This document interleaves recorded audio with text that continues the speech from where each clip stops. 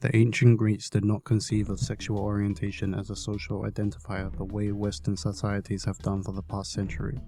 Greek society did not distinguish sexual desire or behavior by the gender of the participants, but rather by the role that each participant played in the sex act, that of the active penetrator or the passive penetrated. This active-passive polarization corresponded with dominant and submissive social roles. The active penetrative role was associated with masculinity, higher social status and adulthood, while the passive role was associated with femininity, lower social status and youth.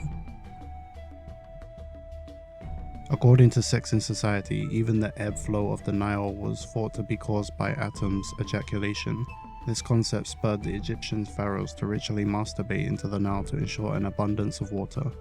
The ancient Egyptians were so inspired by the act of self-stimulation that at the festival of god Min, who represented pharaoh sexual potency, men masturbated in public. In the Wandabai tribe of Niger in West Africa, men are known to steal each other's wives. The Wandabai's first marriage is arranged by their parents in infancy and must be between cousins of the same lineage. However, at the yearly Garol festival, Wandabai men wear elaborate makeup and costumes and dance to impress the women and hopefully steal a new wife. If the new couple is able to steal away undetected, especially from a current husband who may not want to be part with his wife, then they become socially recognized. These subsequent marriages are called love marriages.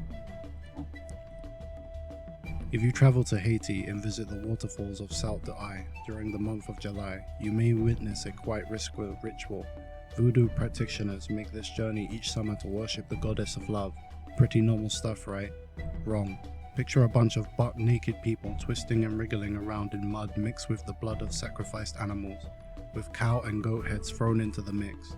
I'm sure there's nothing like it if you're an exhibitionist lover.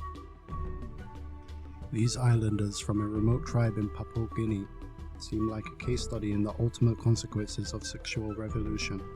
Girls want sex just as much as guys, and kids start having sex at a very young age, 6 to 8 for the girls and 10 to 12 for the guys. With no social stigma, there are a few customs about dating to inhibit hooking up, and of course revealing clothing has been taken to its limit, with girls actually going topless. However, while everybody is having sex whenever they want, premarital meal sharing is a big no-no. You're not supposed to go out for dinner together until after you get married. The first portion of this Madujara Aboriginal rite involves a barbaric circumcision followed by the circumcised male ingesting his own foreskin. After he heals up, the penis is then cut lengthwise on the underside, sometimes all the way to the scrotum. Blood is then dripped over fire in order to purify it. From then on, the male will urinate from the underside of his penis instead of the urethra. The real question, however, is how does destroying a boy's manhood bring him into manhood?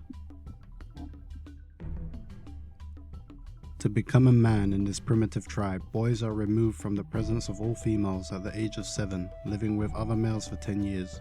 During the 10 years, the skin is pierced to remove any contamination brought upon by women. For the same reason, they also regularly incur nosebleeding and vomiting caused by consuming large amounts of surgery. To top it off, they are required to ingest the semen of their elders, which is thought to sustain growth and strength. When they are finally introduced back into the tribe, they continue to engage in nosebleeding at the same time as their wives' menstrual cycles.